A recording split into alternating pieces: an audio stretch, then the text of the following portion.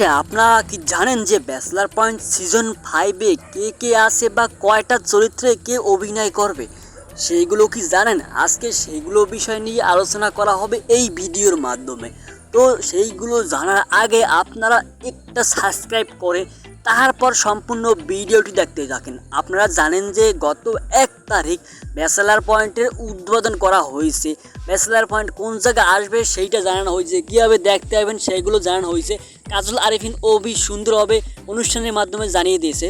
সেই জায়গায় প্রত্যেকটা চরিত্রের প্রত্যেকটা লোক ছিল কালো পোশাকে। আপনারা জানেন যে কাবিলার মা নোয়াখালীর যে চেয়ারম্যান ছিল সে নাই, সে মারা গেছে। সেই উসিলায় তার স্মৃতি অনেক জন্যই সবাই আসলে ব্ল্যাক পোশাক পরিয়া সেই অনুষ্ঠানে অংশগ্রহণ করেছিল। এমনকি কাজল আরিফিন ওমি নিজেও সেই অনুষ্ঠানে দেখা গেছে যে প্রত্যেকেই কি কথা বলতে সুযোগ দেওয়া হয়েছে অনুষ্ঠানের মাধ্যমে। সেই জায়গায় সবাই তার নিজের মনোভাব প্রকাশ করছে এই ভিডিওর মাধ্যমে। ওই অনুষ্ঠানে সবাইকে পুরোপুরি লাইভ দেখাই দিছে কাজল আরিফিন ওমি, এবং কি পোস্টার দেয়া হবে কাজ ব্যাচেলার পয়েন্টের সেগুলোও জানানো হয়েছে। কিন্তু ঘটনা হইলো যাইয়া কি, ব্যাচেলার পয়েন্টের আগে যেরকম ছিল ব্যাচেলার পয়েন্ট সিজন 5-এ কিন্তু সেরকমটা নাই। যেই জায়গা থেকে শেষ হয়েছে ওই জায়গা থেকে শুরু হয় না, শুরু হয়েছে অন্য জায়গা থেকে। আমাদের প্রত্যাশা ছিল যে ব্যাচেলার পয়েন্ট সিজন 5 হয়তো বা যেই জায়গা থেকে শেষ হয়েছে ওই জায়গা থেকে শুরু হবে, কিন্তু এই জায়গায় শুরু হয় না। এই জায়গায় দেখা যায় অনেকই নাই এই ব্যাচেলার পয়েন্ট সিজন 5-এ।